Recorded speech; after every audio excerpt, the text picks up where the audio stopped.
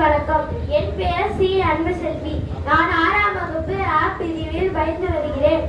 நான் புனித சின்னப்ப மேல்நிலை பள்ளியில் படிக்கின்றேன். ஒரு ஊரில் ஒரு அப்பா அம்மா இருக்கிறாங்க. அவங்களுக்கு ஒரே பொண்ணு. அவங்க பேரு பிரியா.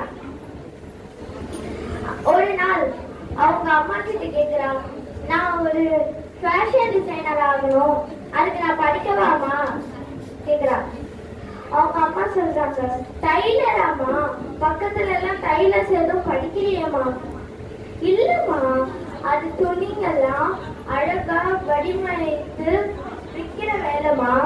அது மட்டும் இல்ல, என் துணிய உலகத்துல இருக்க எல்லா அழகான கடைகள் துணிகள் எல்லாத்தையும் மக்கள் அணியணும்னு எனக்கு ரொம்ப ஆசைமா சொல்றாங்க. அம்மா,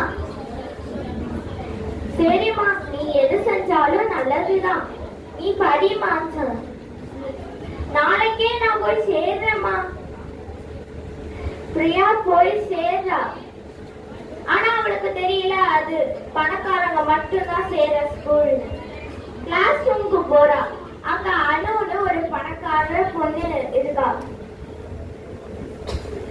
அனு சொல்றா, நீ என்ன இந்த கிளாஸுக்கு புதுசா வந்து இங்க வந்து படிக்கிறியா எங்க கூட சேர்ந்து சொன்னா.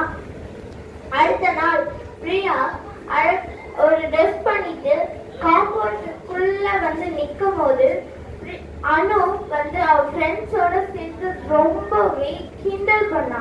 அவங்க ஃப்ரெண்ட்ஸும் ரொம்ப கிண்டல் பண்ணாங்க. அன்னைக்கு டீச்சர், நாளைக்கு காம்படிஷன் நடக்குது, ஒரு 2 பேரு ஒவ்வொரு ட்ரெஸ் பண்ணணும்னு சொல்றாங்க. பிரியாவுக்கும் அனுக்கும் கல்யாண பொண்ணுங்க மாதிரி ட்ரெஸ் பண்ணிட்டு வரணும்னு சொல்றாங்க.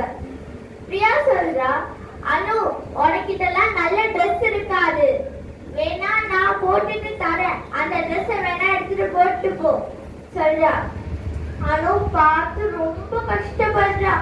வீட்டுக்கு போய் அவங்க அம்மா கிட்ட சொல்லி ரொம்ப அழுவுறா.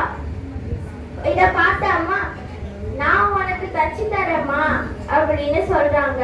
அவங்க அம்மா ஒரு டைலர். நைட்டு பகலன்னு பார்க்காம அவங்க தச்சுட்டு உட்கார்ந்து இருக்காங்க. ஆனா அந்த பக்கம் அனு ஒரு பெரிய கடைக்கு போய் நல்ல காஸ்ட்லியா ட்ரெஸ் வாங்கிட்டு வந்து, இந்த மாதிரி ட்ரெஸ் எல்லாம் கண்டிப்பா அவ போட்டு வர மாட்டா, நான் தான் ஜெயிக்க போறேன்னு மேக்கப் செட் எல்லாத்தையும் வாங்குறா. இதுக்கு முன்னாடி இந்த மாதிரிலாம் பிரியா பார்த்திருக்கவே மாட்டா. கண்டிப்பா நான் தான் ஜெயிக்க போறேன் அப்படின்னு சொல்றா அவங்க ஃப்ரெண்ட்ஸ் கிட்ட. அன்னைக்கு போட்டி நாள் வந்துச்சு.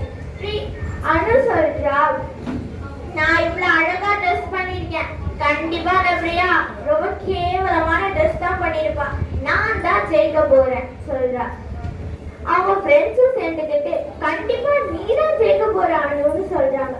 பிரியா அன்னைக்கு வரா. ரொம்ப அழகா பாரம்பரியமான ட்ரெஸ் பண்ணிட்டு அழகா நகையெல்லாம் போட்டு வரா.